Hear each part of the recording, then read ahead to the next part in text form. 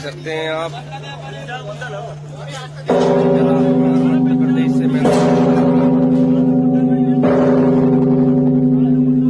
अशोकनगर से धोबंजी ले जाया जाएगा।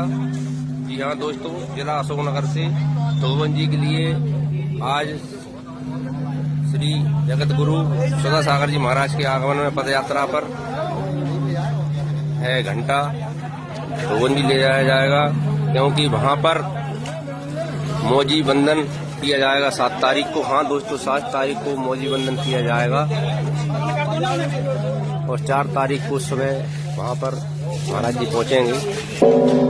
आज यह पैदल यात्रा अशोकनगर सुभाषगंज से निकाली जाएगी। घंटा बहुत ही तादाद में बड़ा हुआ है।